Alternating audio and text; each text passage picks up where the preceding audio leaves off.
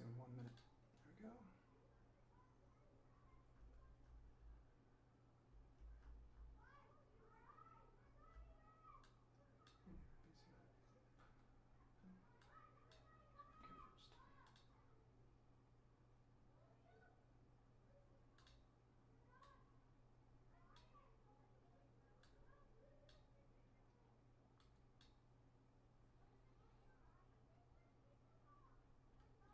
Okay, Eric, can you still hear me?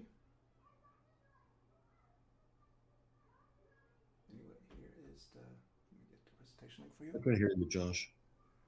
Okay, awesome. So no one else wants to join, but we'll start. Yeah, I can hear you.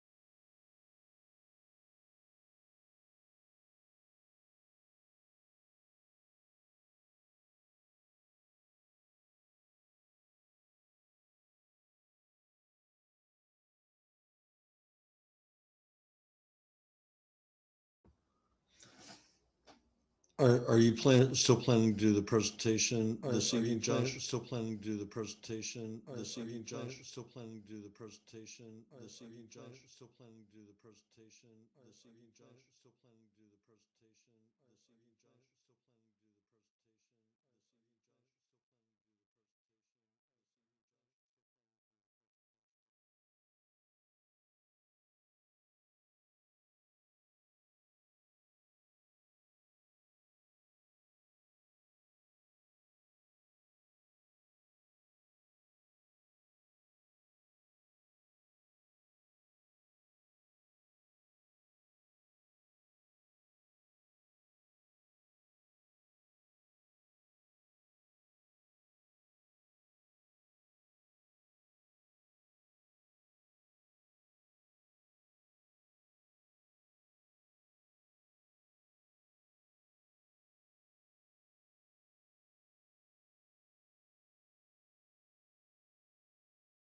Is this better now?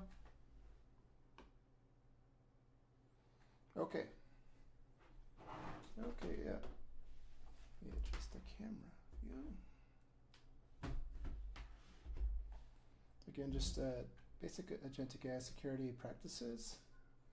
Just could go over, like I said, what's recommended. Let me actually start recording for in case someone wants to join later and fix this.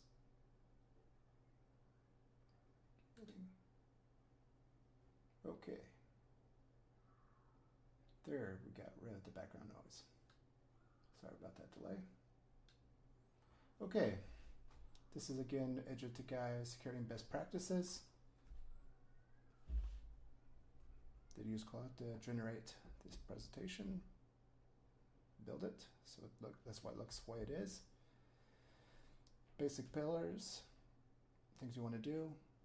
Command whitelisting, you don't want to have the machine be able to run any kind of command on the machine instance it's running on. You also want to have the machine on its sandboxed. That includes being in, like I said, a cloud VM, an isolated machine, VM or machine on your network. And when I mean isolated on network, not on the same subnet or heavily firewalled off from other services. You also want to use regards to MCP gateways to give you auditing and control over what MCP servers do. MCP servers are basically a wrapper for REST API services such as Trello or SMTP email that you want your AI agent to interact with, and API credential security.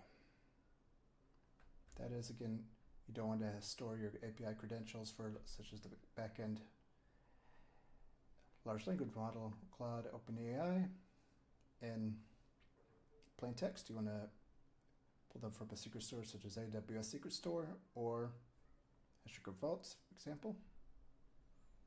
Dedicated accounts. You don't want to have the agent use your own personal email account or personal work email account in case that there is malfunction. Want to minimize the blast radius. That's where using a separate email account for the AI agent comes in hand. If something goes wrong, at least your email, your work email or personal email are not affected. And of course, whitelisting for if you're doing chat for both email, chat users. You only want to allow, ideally, if possible, this is to prevent prompt injection from a malicious user. Authorize users to be able to interact with the AI agent. Of course, like I said, if it's a group shared agent, you might have issues with that. But again, like I said, we covered sandboxing, having it run on a dedicated VM or on a dedicated machine on the network. You can also do take sandboxing a level up. Machine, such as using Docker, basically subcontainerizing functionality such as web browser calls. And also, as we mentioned earlier, NVIDIA did release NemoClaw as an extension for OpenCloud, which is can provide better sandboxing than compared to the pre-existing Docker offering, but go into that. And finally, like I said, least privilege also ties in back with MCP gateways. You don't want to give the agent too much control. You want to only give it what it or access to services it needs, such as, like I said, if you're giving it, let's say, access to AWS, it only will need to be able to pull either from, like I said, a specific AWS bucket config, or, like I said, pull from, like I said, AWS for secret storage. The agent can only pull secrets from AWS using AWS CLI, using a AWS service account IAM that's locked down and only restricted to read-only access to Secrets Manager. Same with, again, commands. Going to go into that with a later demo of, again, sandboxing and only whitelisting commands, which, again, goes into, like I said, command whitelisting, lace bridge falls in the same line.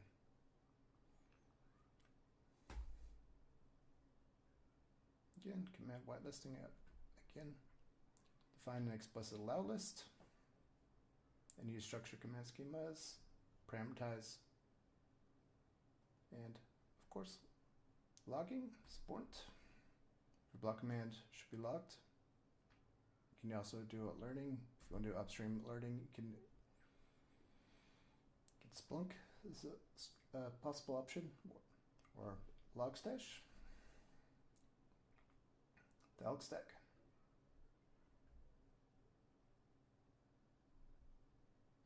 sent with a allow list. Specify each specific command, API call, MCP agent server, the agent can run, and of course default deny for everything else. That's not a list.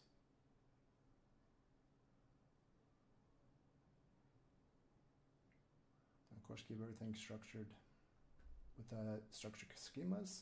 You can primarily JSON, which is how OpenClaw specifically handles configuration, as well as most of the other claws, Iron Claw, Zero Claw, Pico Claw, do as well.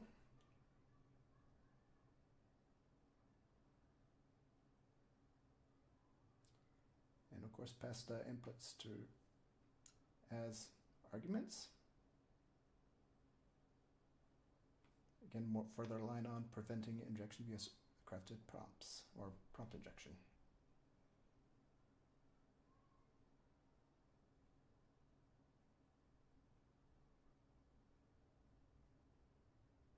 Arguments basically, after you hit named executable, such as ls dot will be the argument for ls to look for the current directory and pull information there.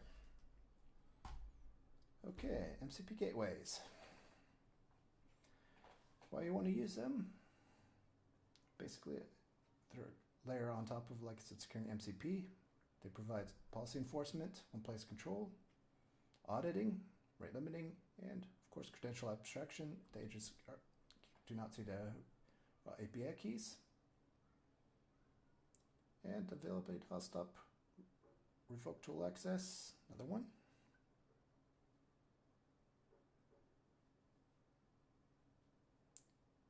And for deployment, big practice is to run on a separate isolated container or process. MCP gateways. One is MCP Jungle. This one I've been evaluating for a group project. I'll get deep dive into that more during a later demo. Not today though, but and only expose the declared tools. Don't want to do dynamic allocation registration. And for gateway to agent to gateway request, that wants to be authenticated too, ideally with signed tokens, or you could also use MTLS. But most tokens for gateway is the most common. Showing that in the demo today, actually, with using tokens. Validate all tool inputs server side before forwarding. That's the benefit of using open source MCP servers. You can see how they work, what they enable, provide. Go through documentation, and basically you want to go through each tool, enable only what you need as well, and monitor gateway logs using your SIM. For anomalies, again, you can for the logs upstream Splunk or Dalek Stack. 3, again, secure handling of API credentials. Of course, never inject keys into the prompts. And again, I can't emphasize enough, least privilege per key. Only enable what's needed for the agent to run. Audit and rotate. This is where external secret stores come in hand, as mentioned with the secrets manager integration. You want to retrieve the credentials dynamically at startup using short-lived tokens keys possible, and I'd also enable rotation with tooling. And again, like I said, with this, and audit and rotate regularly, same practice. They go hand in hand right here. In secret manager integration, auditing, secrets manager from AWS provides it. HashiCorp Vault is another option too. GCP as well. And over here we go to the dedicated accounts for email. you want to use purpose-built mailboxes for AI agents rather than shared professional or work accounts. You want to be isolated. You want to limit the permissions only what's needed. And its own email address, of course. And you could also use addresses or labels for flows, another option. Or the big one, again, just use the dedicated email account. And finally, yes, you get full log, enable full auditing. Resend, receive, attachment should be logged, timestamps. That, or you can also, like I said, another option, prevent the AI agent from being able to delete emails. That way you still have the email logs trail in the mailbox necessary. But better yet, still, if you can enable, like I said, logging through your SEIM, such as Splunk or Outstack. So you can actually easily search through logs in the centralized location. And whitelisting email addresses, it's ideal if bound. Ideally, you want to maintain an explicit allow list of domains, specifically addresses that may trigger agent actions. Discard or ignore mail from unknown senders, if ideally, and validate the email addresses that the email is actually not being spoofed. That's again using DKIM, spoof and demarc, before forwarding to the agent. And of course, review the allow list regularly, keep it up to date. Same approach, define further outbound ideally possible, depending on what you're using the agent for. Define an outbound allow list. The agent may only send to pre-approved addresses. And block any outbound messages. Destination for an address does not list. And ideally, again, scan before to detect prompt injection. It's a really good one. Another, Cloud Opus does provide prompt detection to a good extent. However, that's one of the more expensive models to use. But yeah, and ideally, like I said, require human approval for sending or configuring new email addresses to the whitelist. And same process with chat, explicit user registry, maintain a whitelist of user IDs. You can do also rate limiting, so in case a user doesn't fill up thousands of requests, they can only submit, maybe, like I said, being generous, 3 per minute. And role-based, different, of course, different users can get different capabilities. So lowest level could be just a simple query. However, a higher level user could be able to do write actions. And make sure that the user has proper identification. The chat service that you're using requires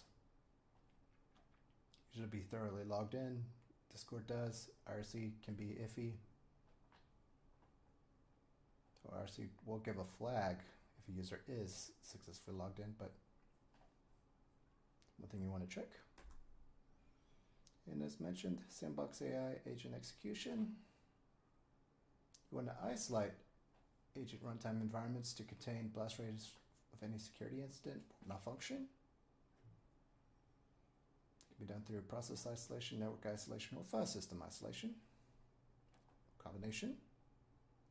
Ideally, more the better.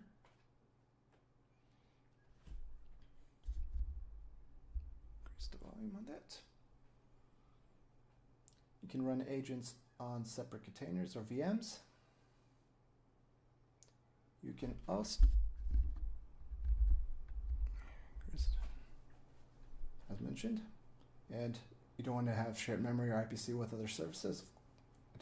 And containers, like I said, using Docker, which are these containers can be destroyed after each task. And you can also use user namespace Linux to limit system call surface. That's under process isolation. Now, if you want to go to network isolation, you have default deny egress, which basically allow list to only required endpoints. No access to internal LAN VPC from agent containers. As mentioned with isolation, either it's on a private cloud VM or it's on a private segment of your network. And all outbound traffic routed through the NPC gateway for NPC calls. So if you're using NPC, definitely you'll want to make sure everything is going through the NPC gateway.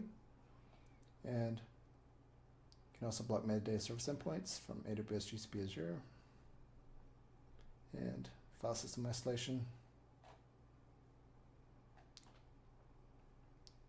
Of course, you want to keep it as minimal as possible, so read-only access where possible. If it doesn't even need to have read access to a certain section of the file system, block that off. There. 10 file systems for agent working directory, base cleared on exit, ephemeral container, and no access to secrets or config outside injected environment variables, or paths filter in from the agent's faulting system. OpenClaw uses, like I said, it's a combination of shell scripts, commands, as well as environment builds are another option. In the demo, I'm just going to show you the example of, like I said, with OpenClaw using shell scripts that are executed to provide the agent the secrets for its config. And if you're using CI, movable base images with that are non-goodly good. Now, if we want to go to least privilege for, again, API credentials, ideally, like I said, scope key and resource. An agent, for example, an agent that reads from an S3 bucket should only have scoped that bucket and path only, not the entire account, obviously, or even the whole bucket. And of course, read only unless write is explicitly required. And with this read only to what's required. If something is not required at all for read, you shouldn't have access to it. Again, you want to start every new integration with read-only permission. Escalate to write access after when it's needed.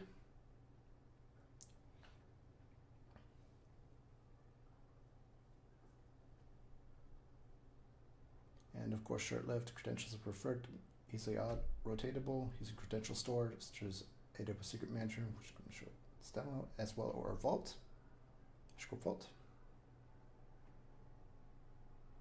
You can also use, again, SUMO or OAuth token exchange for short-lived credentials. However, those are the agents running on, like I said, a headless system that can be a challenge to maintain. Let's see, because you have to.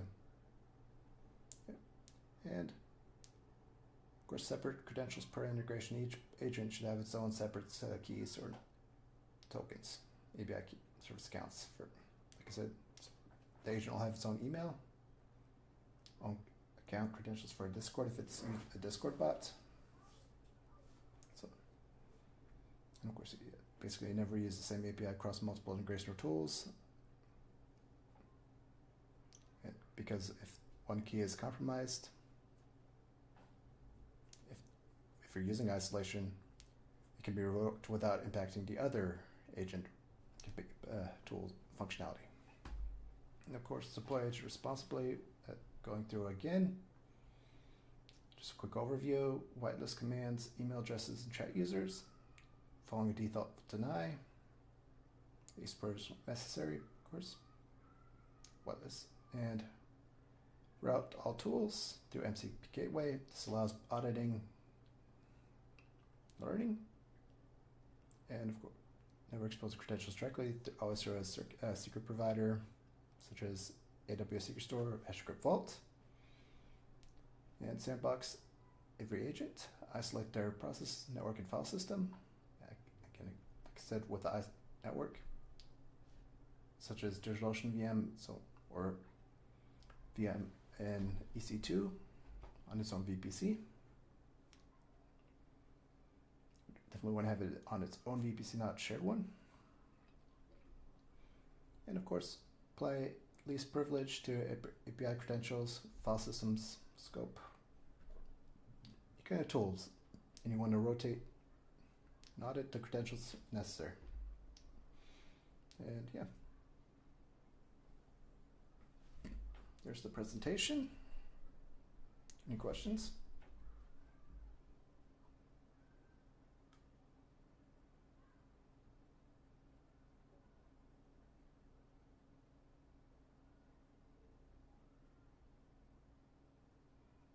Okay.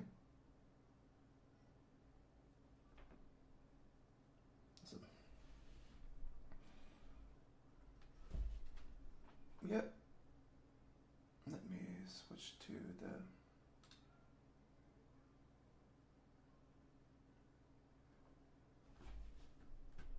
demo now.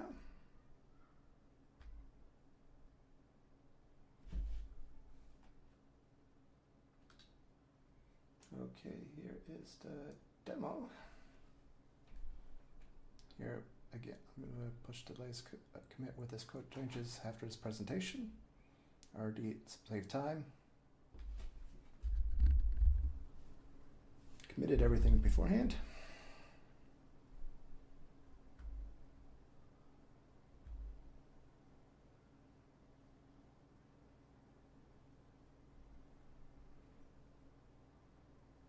What we're going to do here is log into this VM.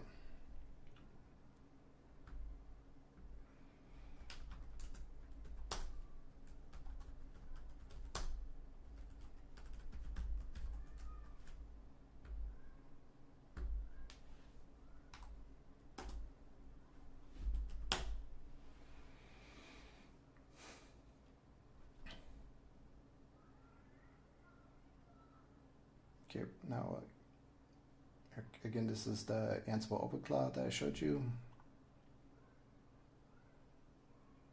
That comes with, again, and this VM is, like I said, running the cloud provider its own network. So it follows the isolation principle.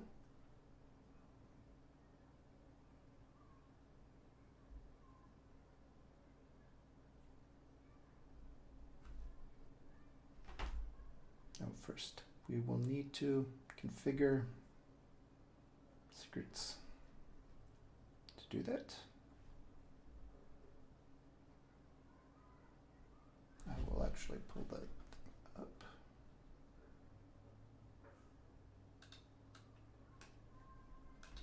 Reference.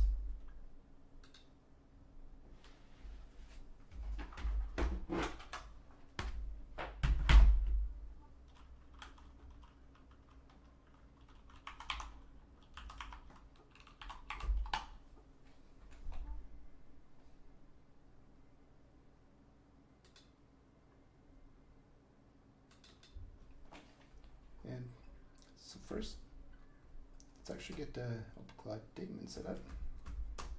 So we need to do OpenCloud configure.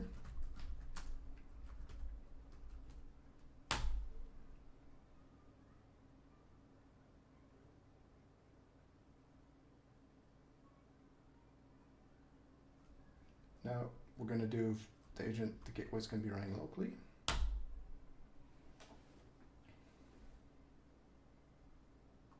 But first, I was configured a workspace, which is the standard OpenCloud workspace.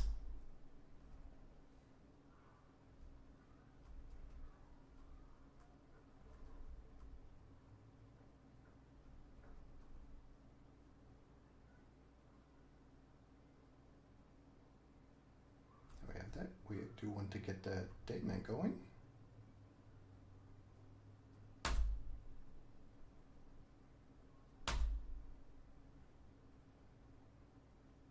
So we did the first, like I said, workspace, daemon. Now, take a break, continue done.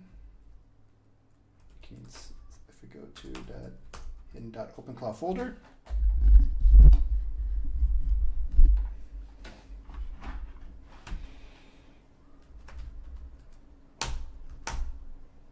we'll have our openclaw.json. And in our openclaw.json, first we'll be configuring the secrets from secret store. And I'm going to show you those in a minute. Back to the black screen. So log into AWS Secret Manager.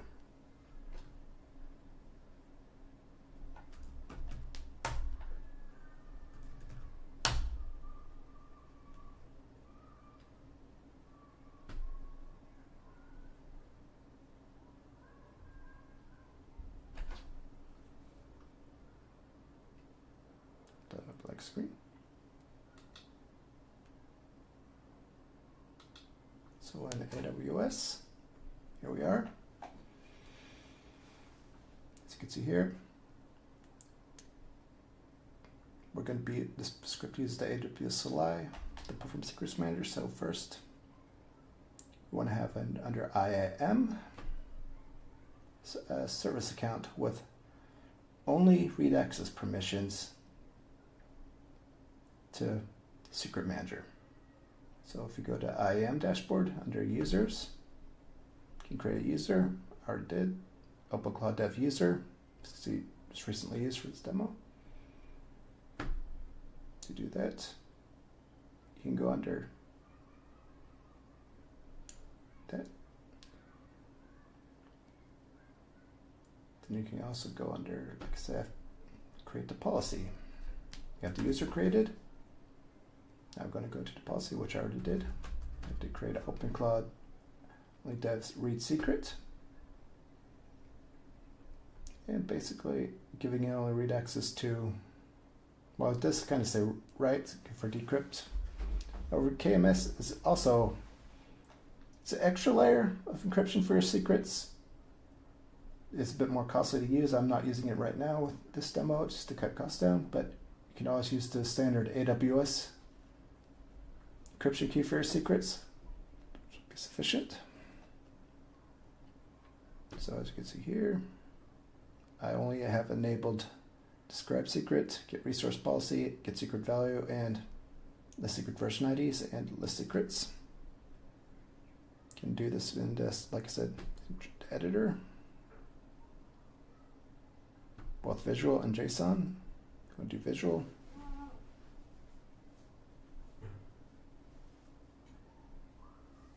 Again, like you can see here, I have list access. All right, here's all, like I said, options that are available, but let's see, I only have like, as you can see, a read, under read section, I only have 4 selected: describe, get secret value, list secret version, and get resource policy. And also another one under secret manager for some reason. The list secrets is its own block, but that's how it is.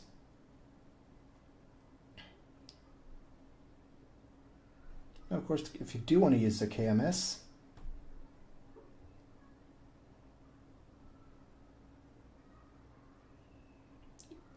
what you only need is describe key and decrypt, which is underwrite, but very minimal. And of course, yeah, this can all be configured by JSON too, as shown here.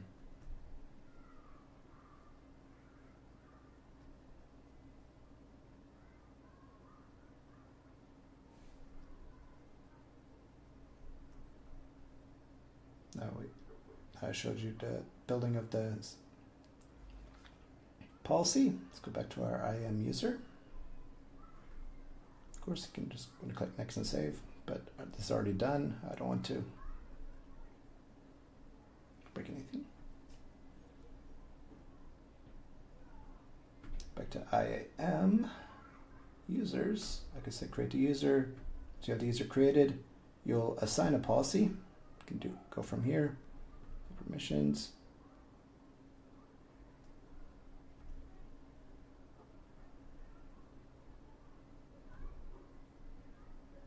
And once you do that, you want to do an attach policy directly, as mentioned, OpenClaw, which since it's already added, I can't re-add it, but you just want to search for the policy you did create and save.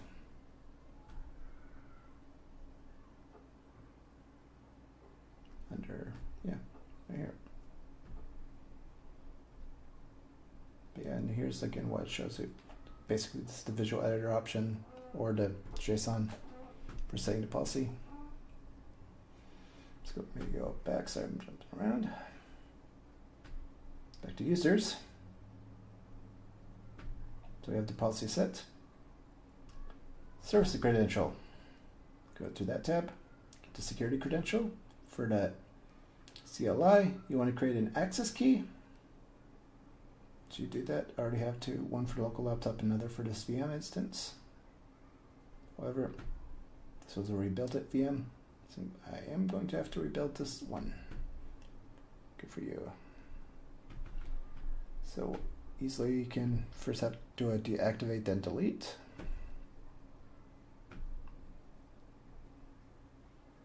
As you can see here, this one's now inactive. Delete. And of course the user, dev user. Delete.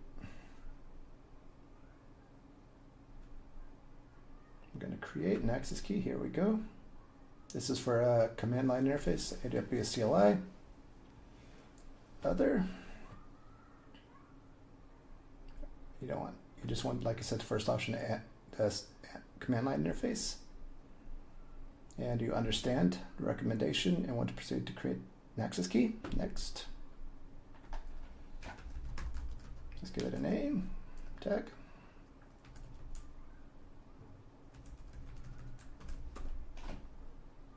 The access key. Now we have the access key. Don't have to create access key. Let's go back to our VM image. Here we want to do an AWS configure.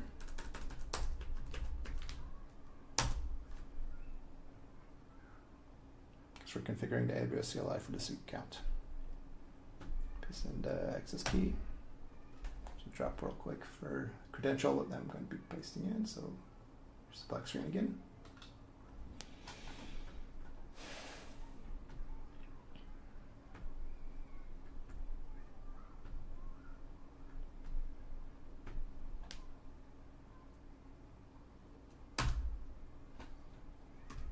After that, you'll have US East.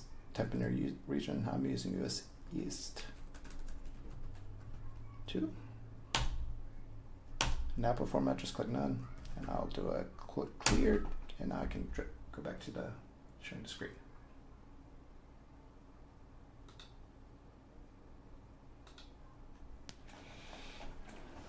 Okay, now that secret manager is configured.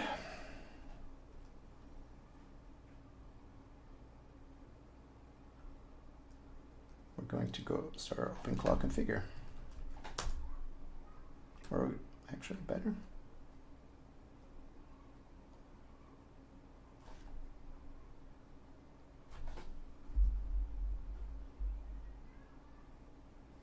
Going to OpenClaw, you can do OpenClaw secrets.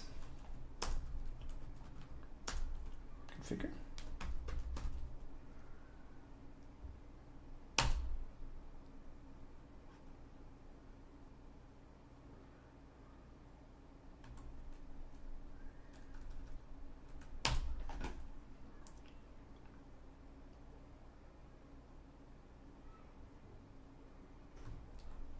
Sorry, I'll just configure.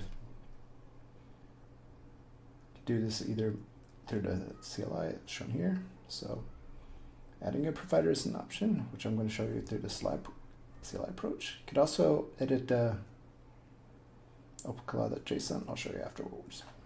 And basically, this is what this builder is doing for you anyway. So add provider. We're going to do an exec provider alias.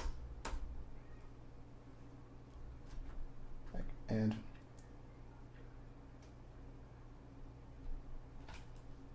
we're going to call this AWS_Claude because this is our Claude credential. Command path. This will be /home/OpenClaw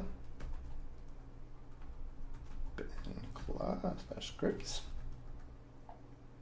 Now this is the get AWS secret.sh script. There I have in the scripts directory.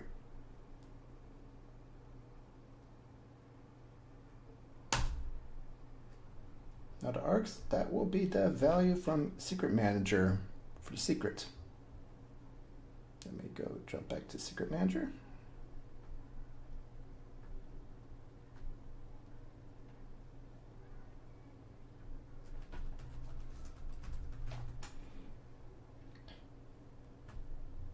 Here, Secret Manager, we have a list of secrets. How I name them is basically, such as this dummy one for gateway token.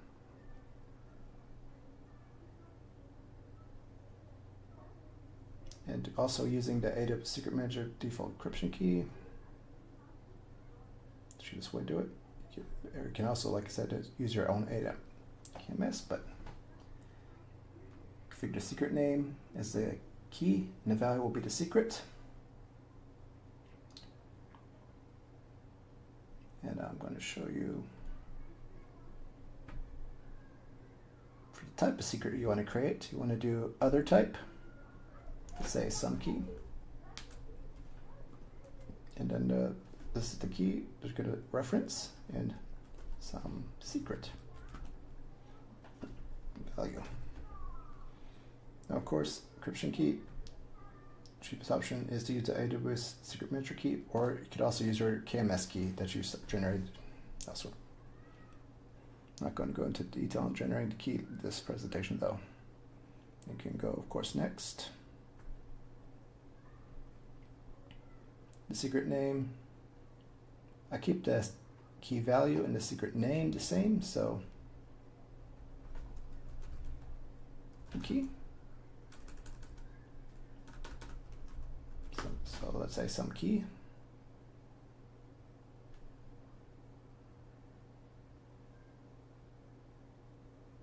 And of course, you can also add tags.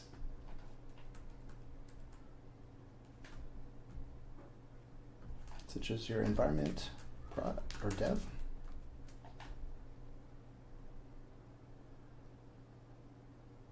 You can also configure replication. Put that next. Then finally get a review. I'm not going to do the create store, but start see the process. Just cancel this one out. Now for this one, I'm going to go with our dev/Claude key. It's for the Anthropic LLM.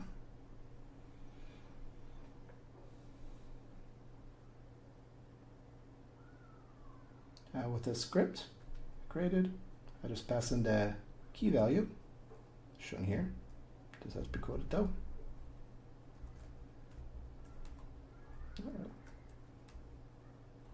Let's go. Oh, yeah.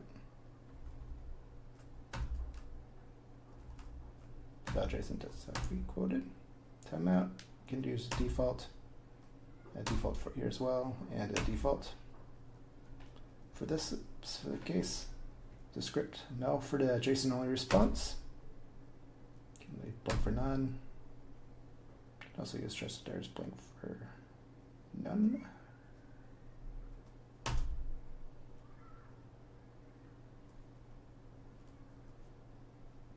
This is again the best approach to get. This is basically allowing it to use a properly secured binary or script. So ideally you want to have no, and for secure it has to be under basically this namespace. However, if you want to call, like say,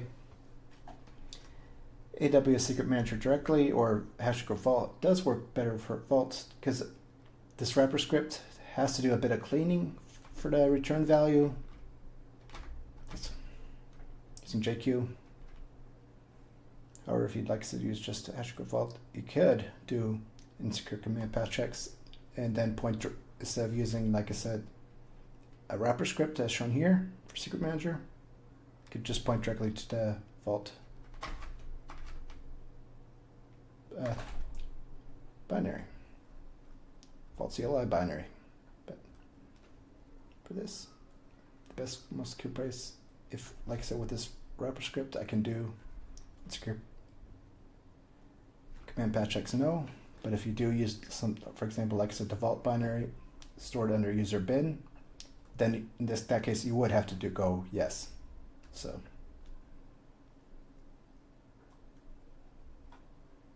I guess no. And for similar command paths, usually that's, especially if you do vault command or binary, that's basically best to use yes.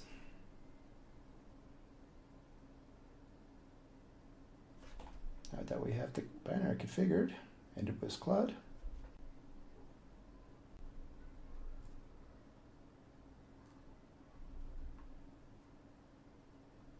can add another one or to continue. However, the issue is, as mentioned, we did not configure the gateway.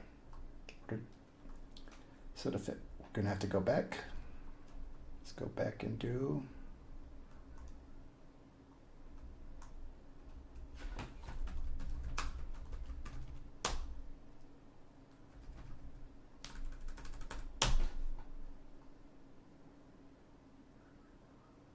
configure circle gateway is one option.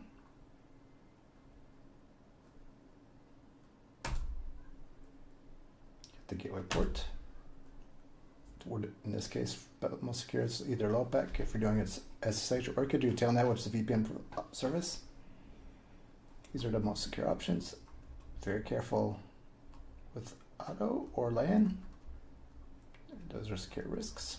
You want to have it, like I said, either behind it, have to SSH into a machine or VPN into it. But in this case, I'm just going to do a local only. And for a token,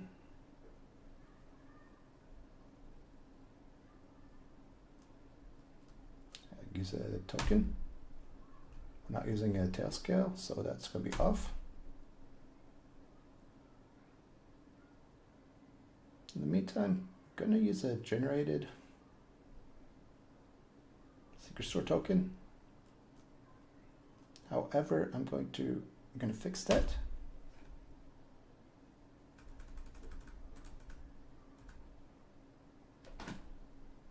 Go back to Secret Manager. Again, this is a disposable machine, so in this case, I will show you the secret value, because this will be cleared off after we're done. The secret will be deleted. So we're going to use this copied pre-generated token. We're going to eventually replace it later on with a secure one, or with a wrapper script to pull this. So we have the gateway set up now. Daemon set up.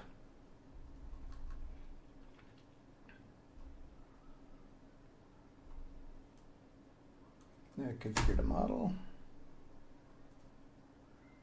Anthropic is the one I'm going to use. API key for this step. Just want to pass in a random fake key, and we're going to use the secret script to pull the actual one, but this is just for, again, dummy value for the configuration.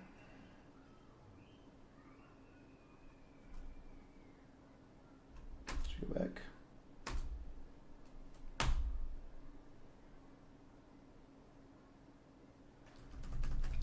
Again, let's go to, again, default set for Sonnet. You have, I'm going to show you the options here. Again, you have the first list for best overall value, Sonnet is it. If you want to go extra high on security with better prompt protection, there's Opus. However, that is much more expensive to use. But for, again, value, Sonnet 4.6 is what I'm going to use for this demonstration. But if, like I said, if security is even more important than value, or if you're willing to pay the extra price, you can use Opus. That does give you better prompt injection protection. There I have that. Now we can go continue, and now we can actually go back and configure our secrets. Because secrets configure, we have a secret for our gateway token, which should go first. Good. So add provider exec, provider alias. This will be AWS gateway token.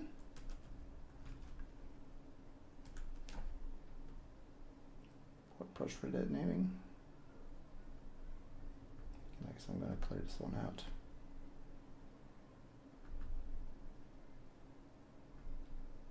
And also, I'm just going to go with the gateway token part.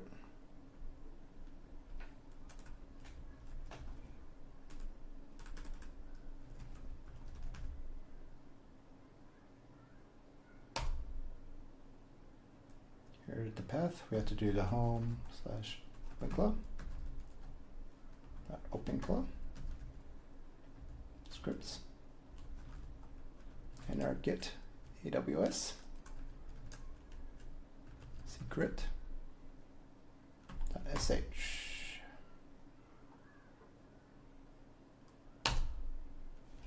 Path, of course, JSON. wdev / and that is, of course, sourced from our secret name.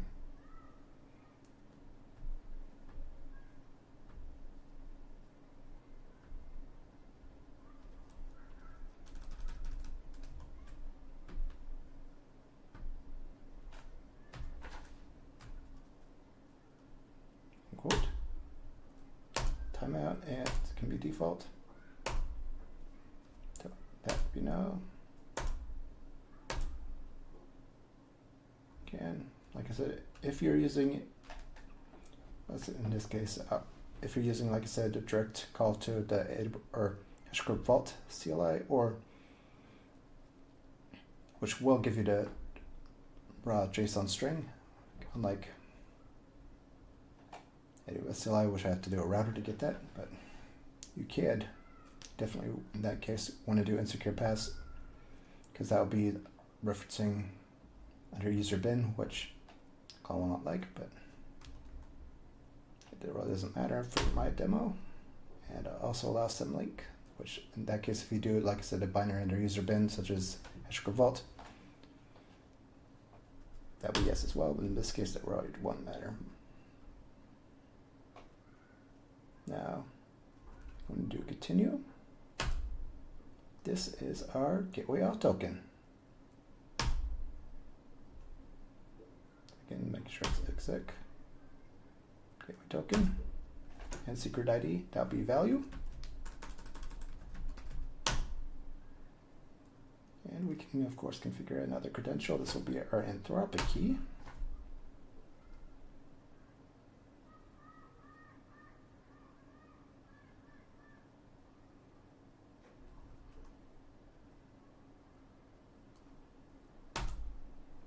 Exec. This will be AWS Cloud, which what I like to name it. DB value.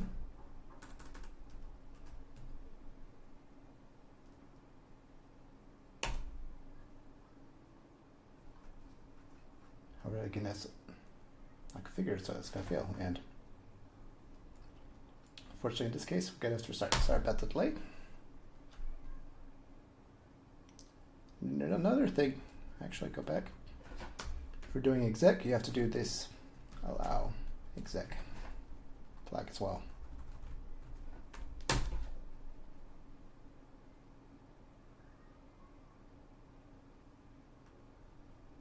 Provider, exec AWS gateway. That home slash.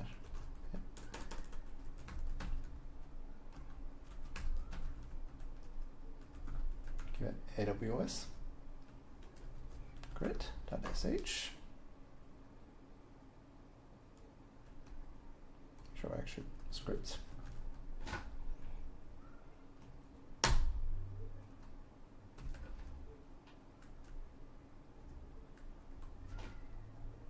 There are secrets.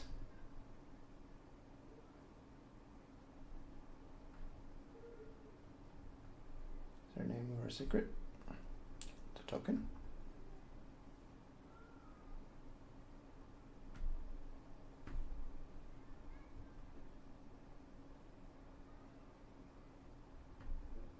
And yeah, I think be careful. What brush to do this? Or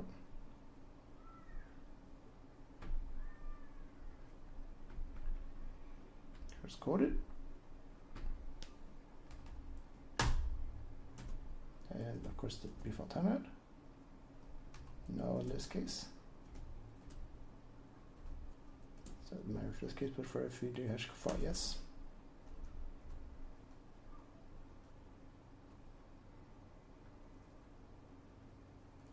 And now we're going to move on to credential mapping.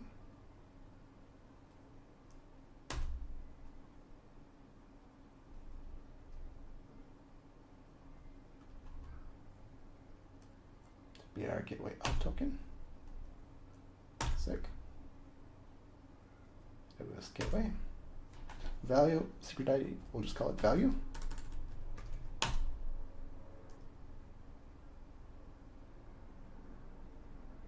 Why did our gateway fit? Let's actually debug in.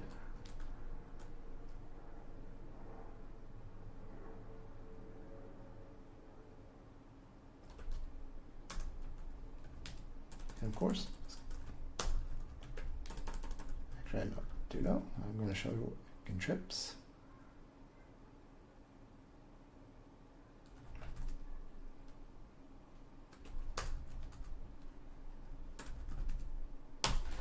There's a typo hitting this script. It should be just exit. Because if you return that, will exit too. This is the script that we're actually pulling from.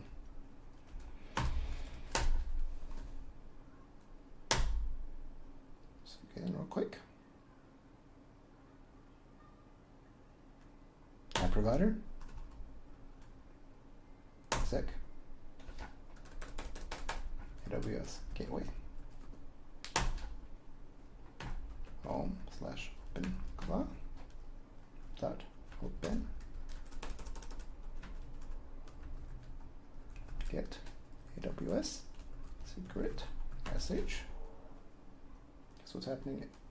It's the Terraform script is actually pulling an old version of that typo I showed that was fixed.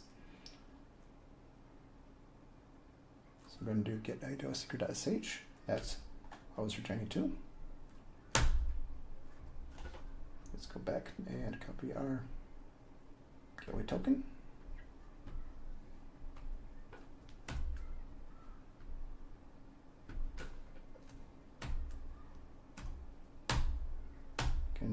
Can use default. In my case, no. Default's here. If you, in my case, this really doesn't matter. Ideally, this spread should be no, but do yes, and yes. Both yes are, like I said, if you're using, like I said, hash code vault. But now we want to do continue. Is our gateway auth token? Exec. Yes, stuff gateway and secret ID value.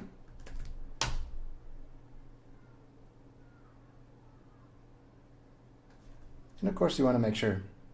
This is why I don't. It's going to be easier to type this stuff in as you go instead of, because I typed in the wrong command path. Sorry about this.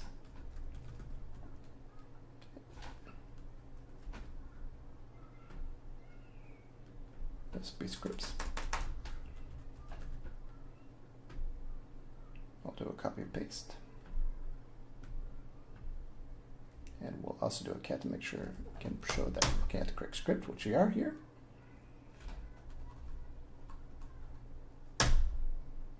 I'll fly through this real quick. Provider, exec, AWS gateway, path, absolute, path of the script file, args, quoted, secret name,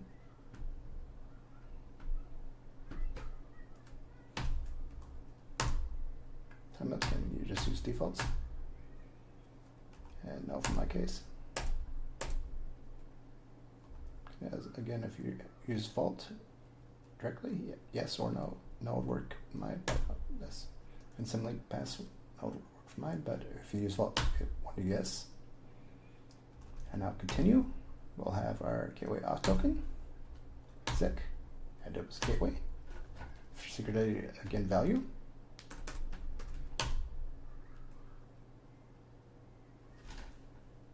Now, no, in case you, like I said, do a mistake here, instead of having to restart from scratch, we're going to do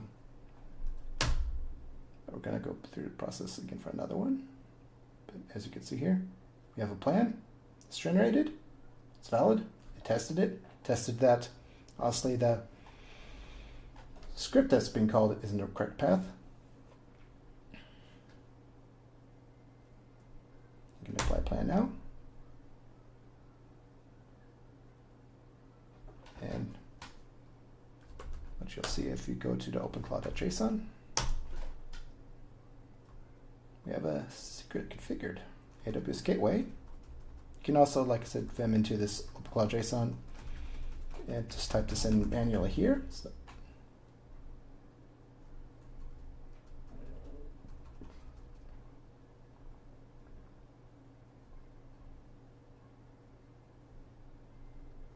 and our gateway credential stored as text value in our opencloud.json is now being pulled from AWS Secret Store. Next step, do the same for the Claude LLM. So opencloud secrets configure and remember to allow exec. Kind of redundant, yes, but it's what it is. Do another provider of exec type. This will be called AWS Claude.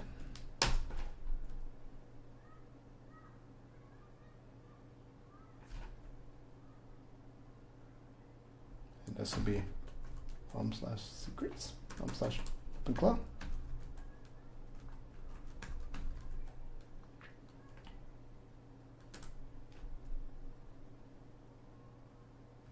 Remember our scripts.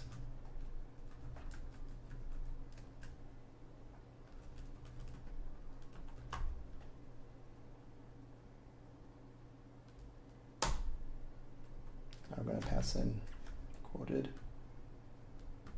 secret string. Go back to secret manager, get the name of our Claude token, dev/Claude.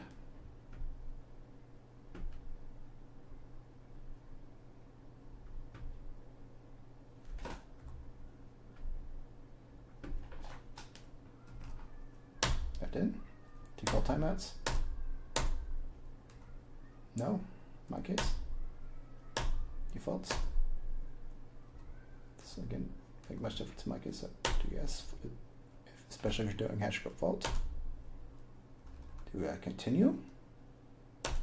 This is our Anthropic key, so we're going to select that. Exec. AWS Claude. Type that in, and it matches what you provided a provider alias up there.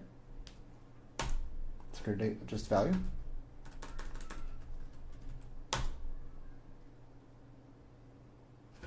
And no.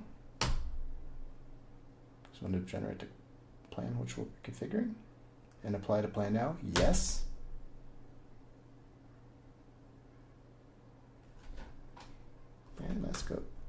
We'll see this in our OpenCloud JSON, which of course, like I said, you cannot type this in manually to the JSON. You have to open that configured, the agent configured, API key, of course secrets, one for AWS Gateway and the other one for AWS Cloud, and of course this could be all done.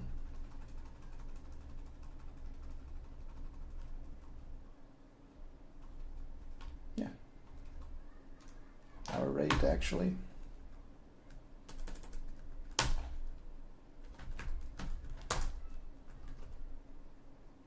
basic OpenCloud tools configured here. Agent's already configured. Now if you do get this, follow this command to open cloud device list. What we're going to do is a quick troubleshoot here.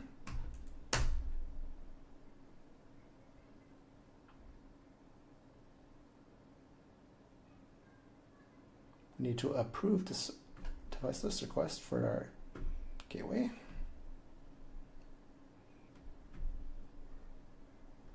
Just open cloud device approve. We copy that name, ID.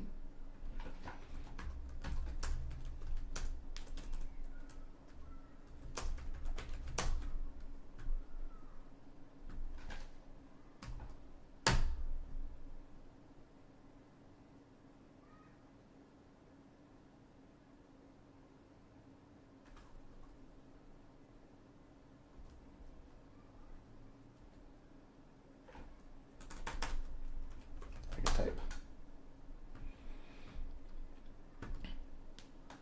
Devices approve.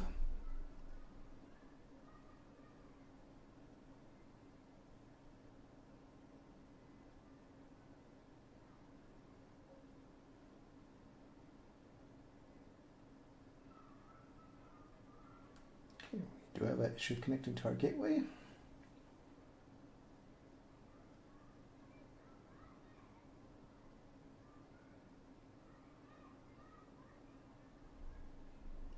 Going back in there too.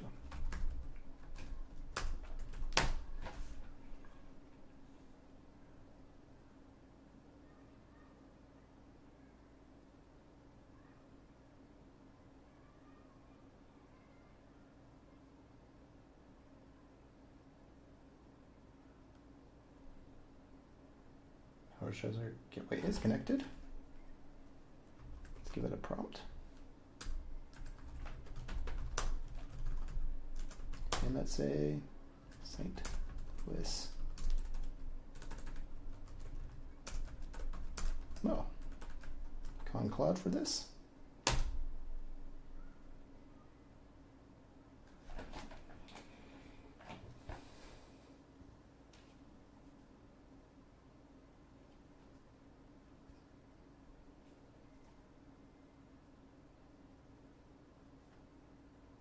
And here we go.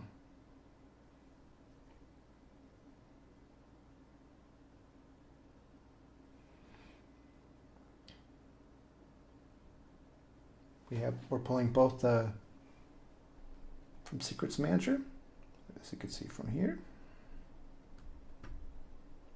We just recently pulled gateway token.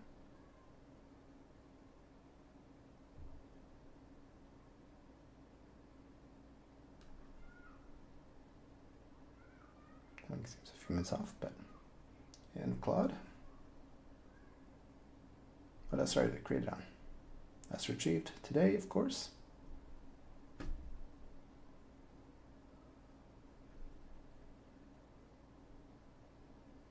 Unfortunately, it only shows you the day of retrieval, but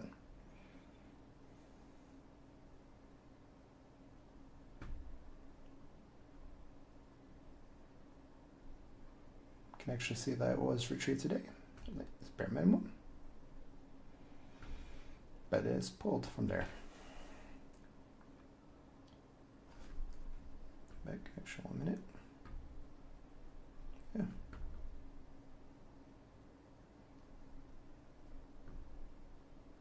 Here we go. Last created on as updated.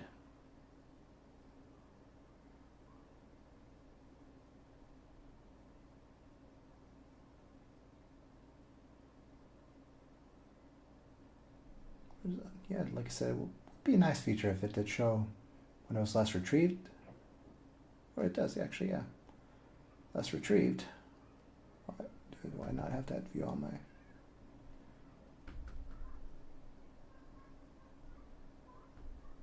Just a day. Can I get an option for the time? We only have the day, okay. But still, if you could give the time, that'd be better. Fortunately, it doesn't in AWS, so. That now, I'm gonna exit out of here and configure MCP porter.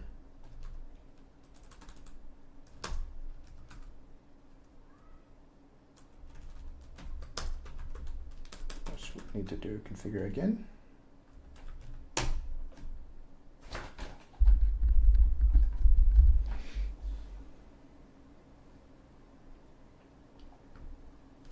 And local.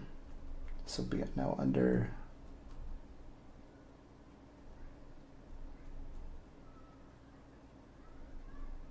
skills.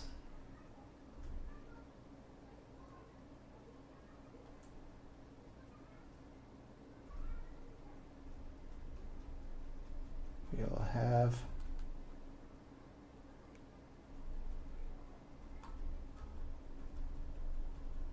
let's see that question here. 1 minute.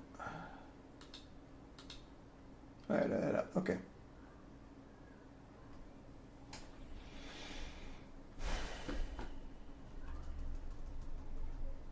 MCP porter. Of course, I have to make sure it's selected with space.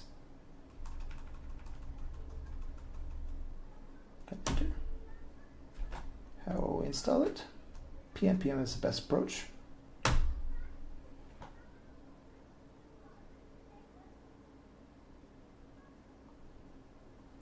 No, of course, no. Don't need to set these keys yet. No. We have MCP porter set up. I need to configure MCP porter. So we need to go continue. Let's cd into our, let's see our cloud, we should also see workspace. We need to make a config directory. Here, now on config, config, dev, here MCP porter JSON, which I will show using another built-in script kind of hack approach. So we're gonna populate, we'll use to populate it. So let's go in our scripts. I'm gonna call our fill. This will give you our list of usage. We're going to need to fill in the target file, direct path.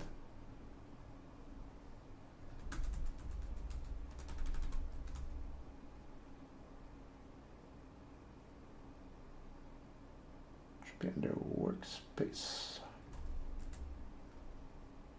Config. Porter JSON. Scriptless file, which I actually, sorry, I did forget to create. Oh, that's very basic. Example keys.txt. Machine though.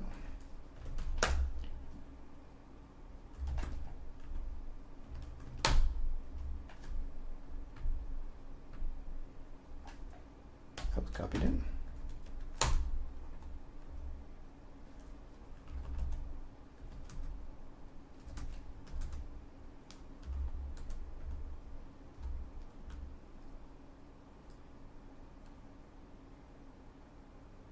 File.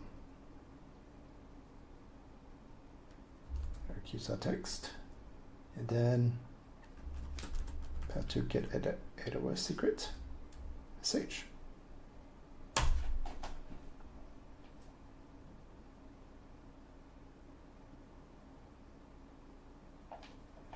And of course, the file is now written to port it to JSON. And we do have MC boot porter going, so let's have here. List.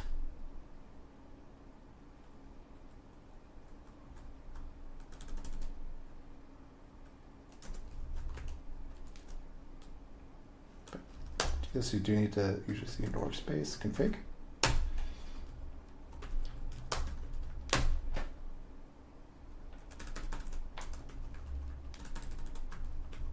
Updates, tools.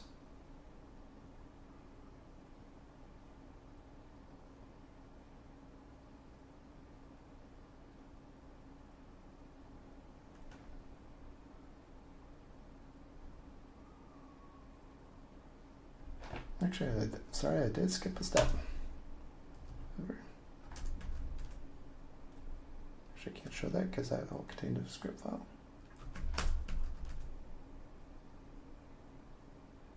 That was again my bad mistake. You'd have to actually config there.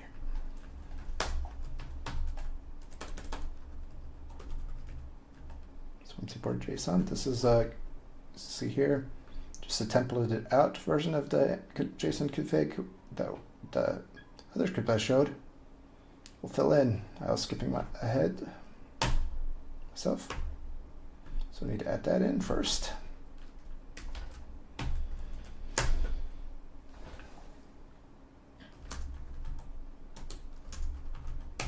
Back into our scripts.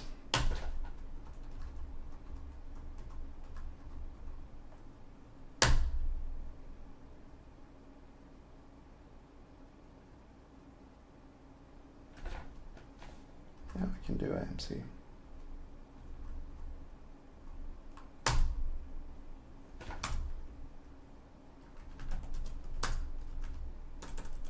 Workspace config.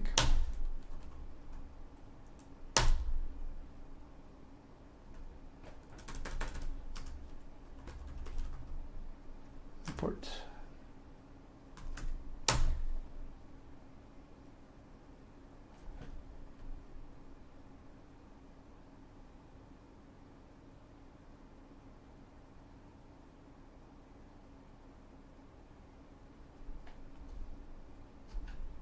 Under NCP config. See here, port.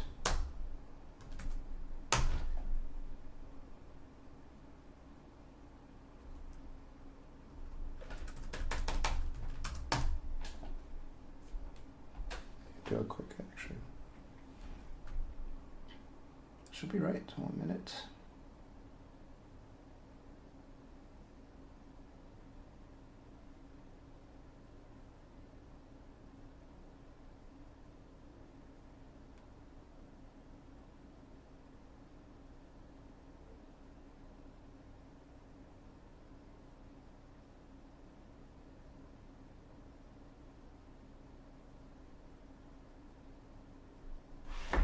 We actually do quick the command syntax for that one again.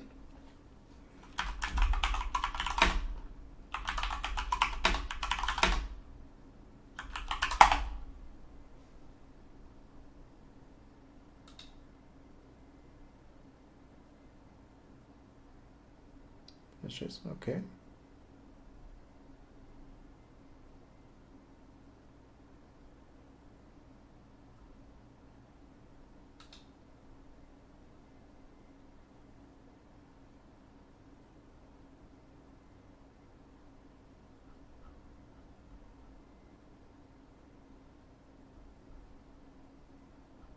Again, this is where MC support and OpenCloud kind of lack. I spent too much time. I did get to the point where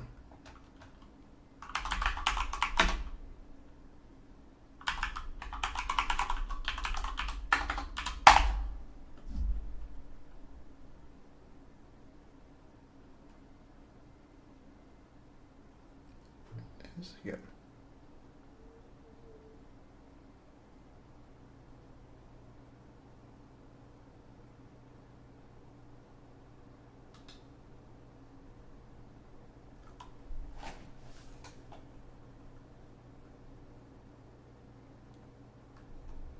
also have MCP,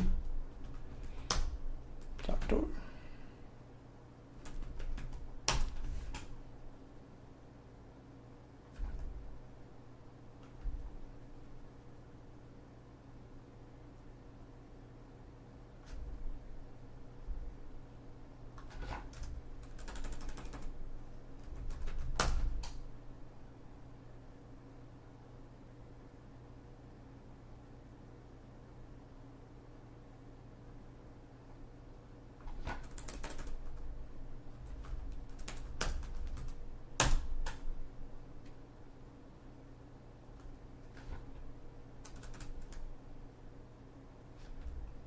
Minute. Why is it taking?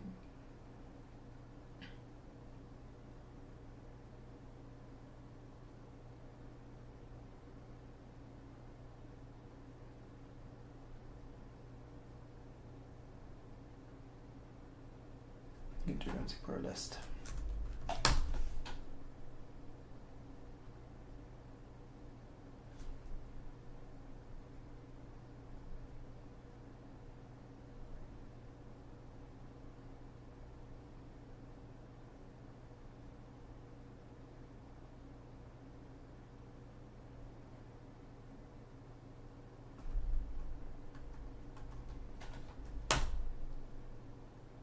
The name is correct.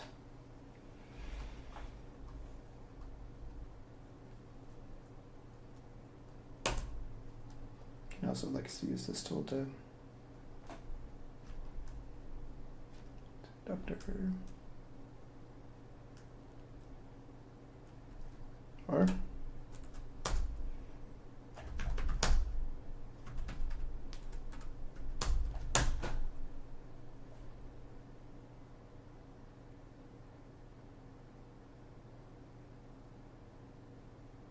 see the flags here.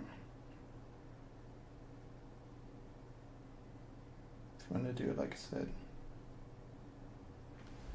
build the config run, but we already had config file generated, configured. However, again, let's go back up here.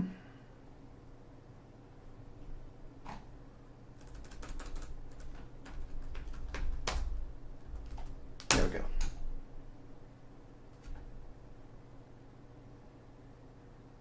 No?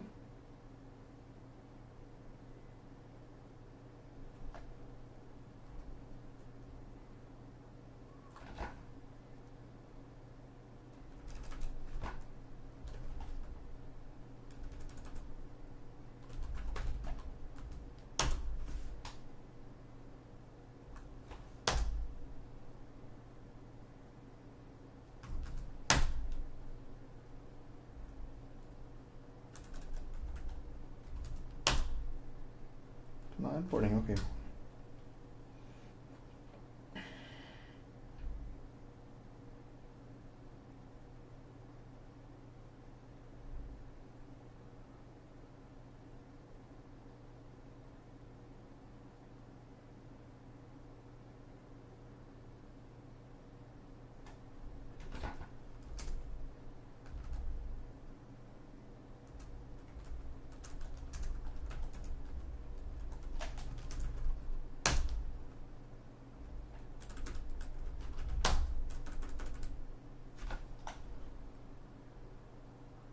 I want to spend a few more minutes trying to fix this issue.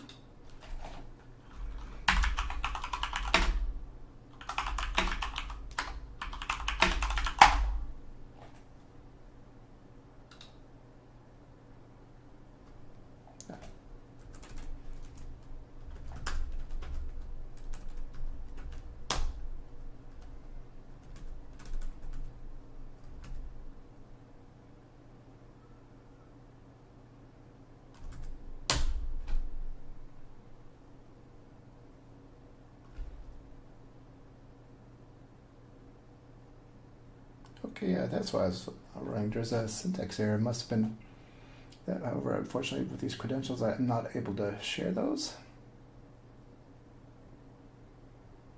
But again, this is basically what this script does. But yeah, that's it. That's all I have. And I'll have to debug what the script is throwing now, but Because this is just, like I said, a templated. Show you the templated version out again. Fill and replace script. Over again, we have now getting a syntax failure, which I will actually debug. Actually, I meant to remember what the syntax issue is.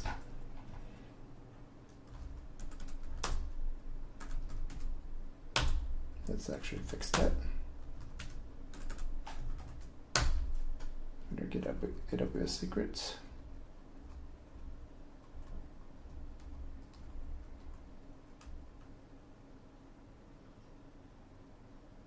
Okay.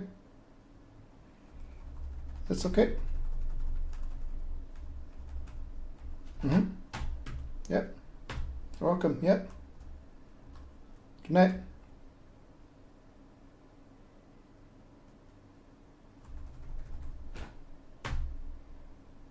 That's in the dash R.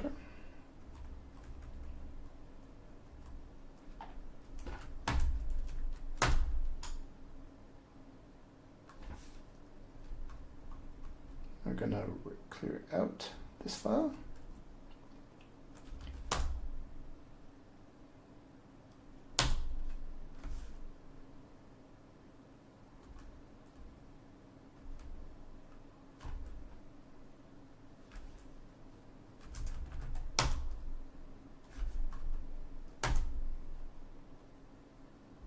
And then vim another one in.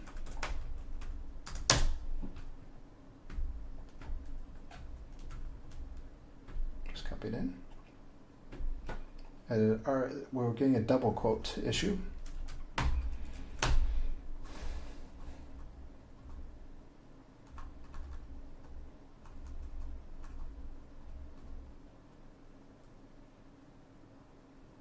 Let's go back to our scripts.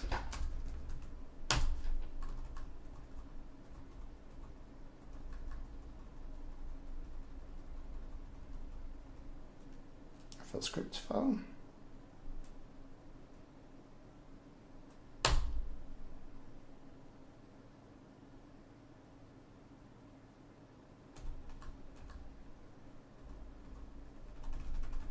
Back to menu.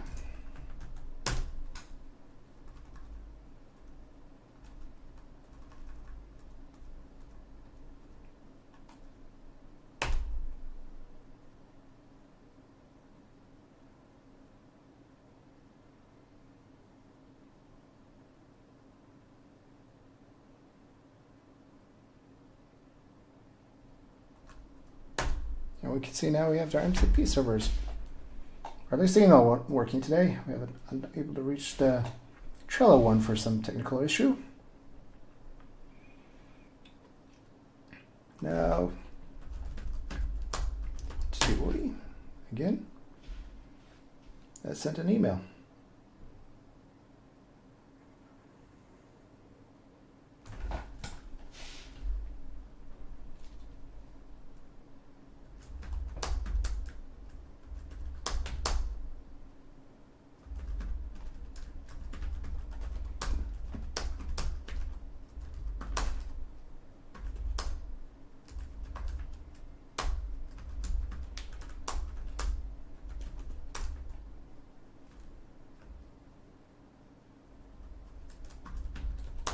From OpenClaw.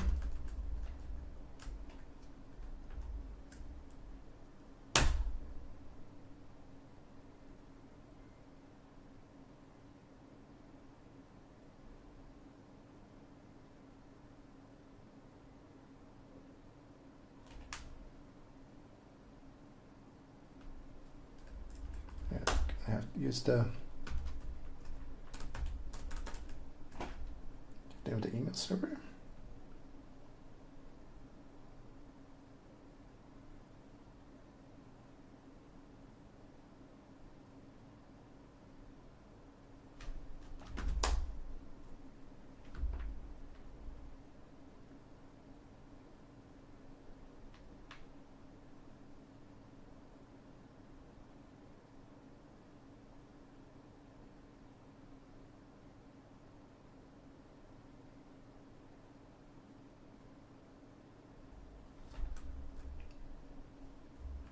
Here's another issue I see. I'm using a dummy email address.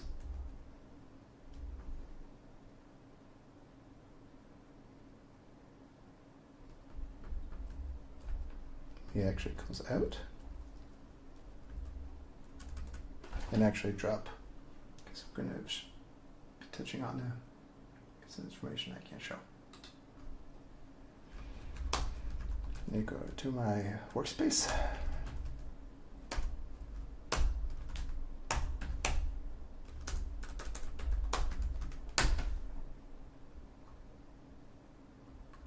What I'm doing is actually typing in the correct email address I'm sent from.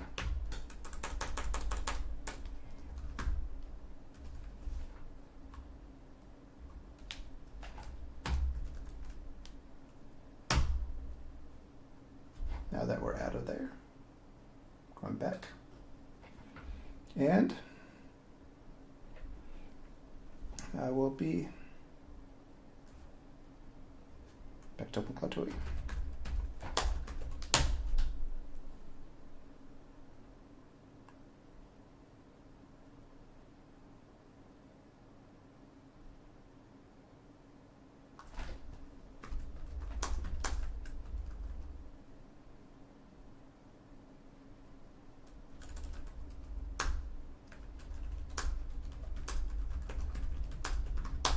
MCP border.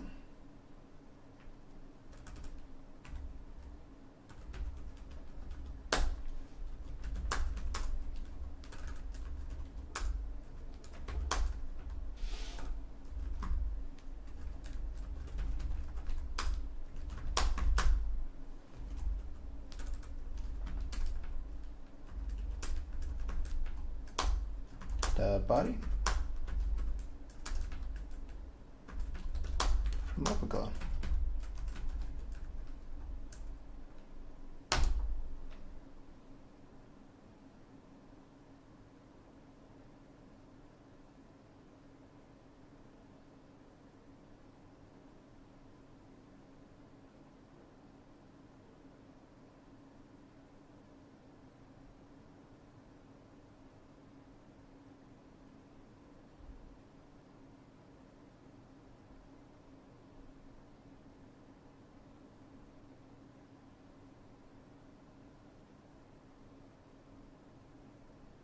It's going to take some time.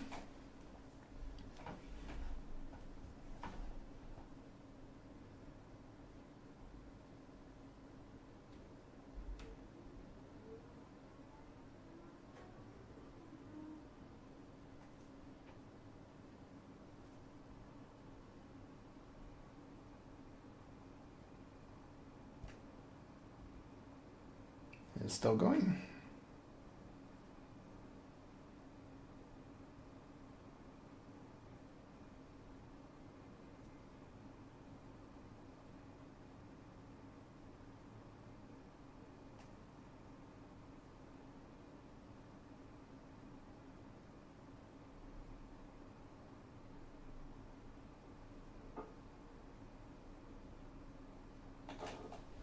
What are we getting? Oh.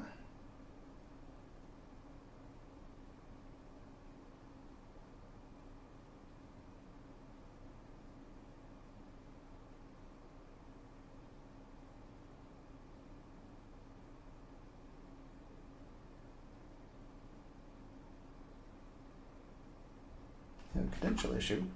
Let's go back to our black screen.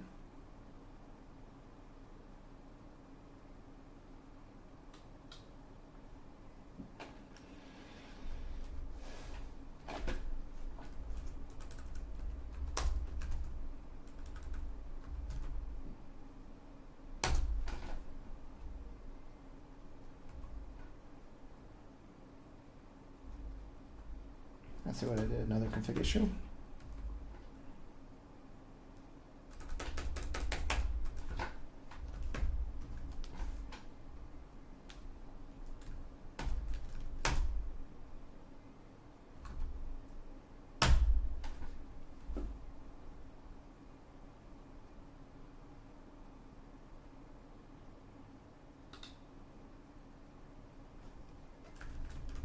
We'll try again.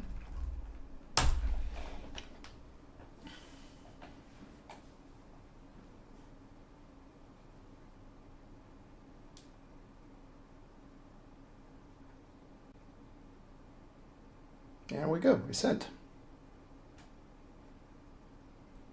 And of course, expensive to have actually called MCP server directly, but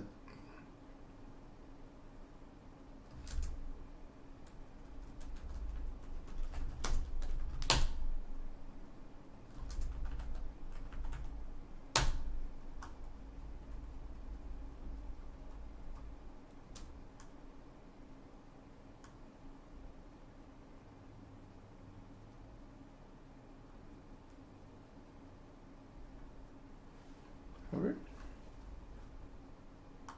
I'm gonna try.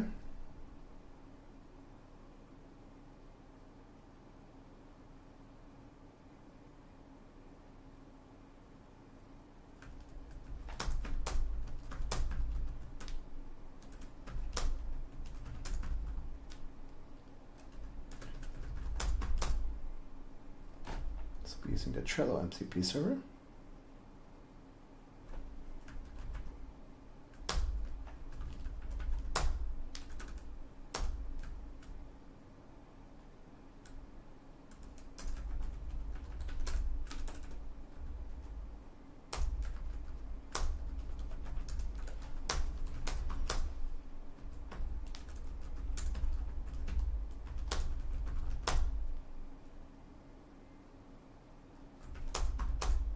Events, Trello board.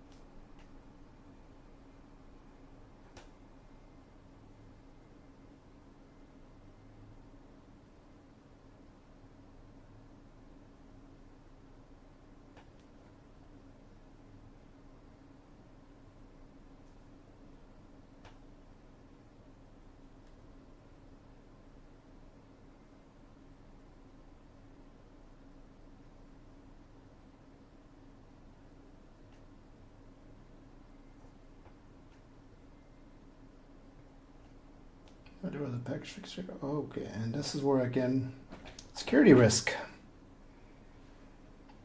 comes in. There's a package issue with the MCP server. However, as we've seen here,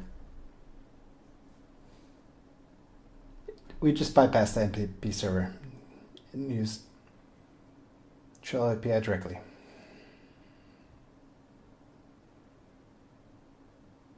Which again, that's kind of one of the concerns with OpenCloud.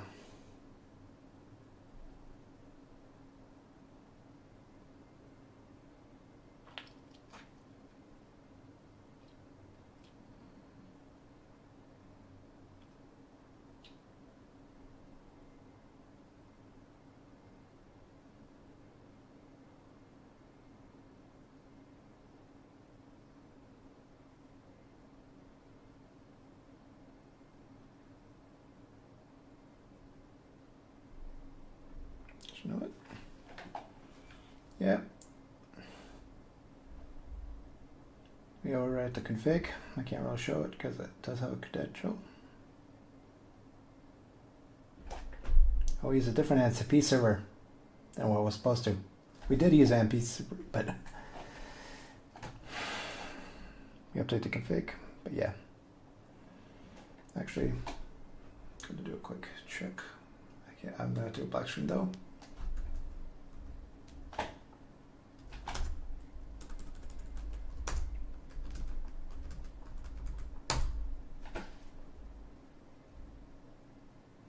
And yes, what happened?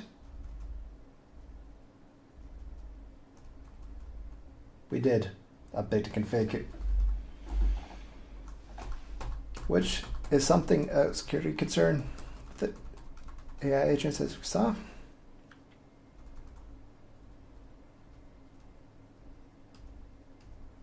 What? Let me actually clear out these credentials so I can show you what happened.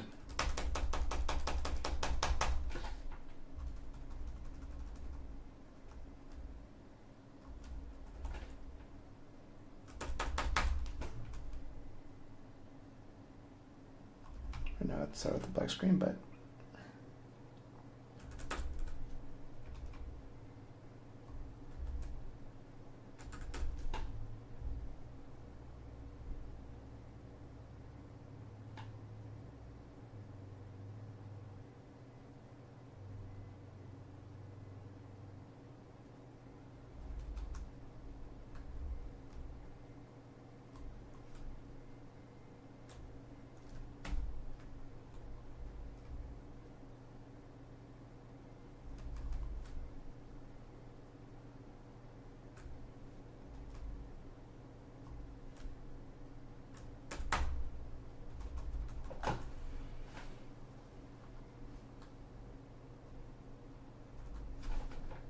the credentials cleared out.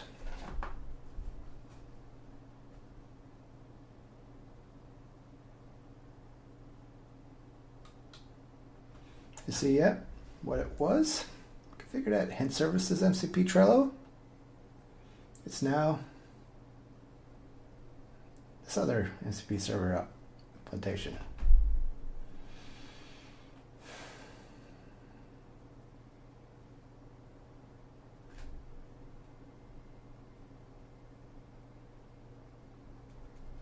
Just again, just showing you a risk that there is.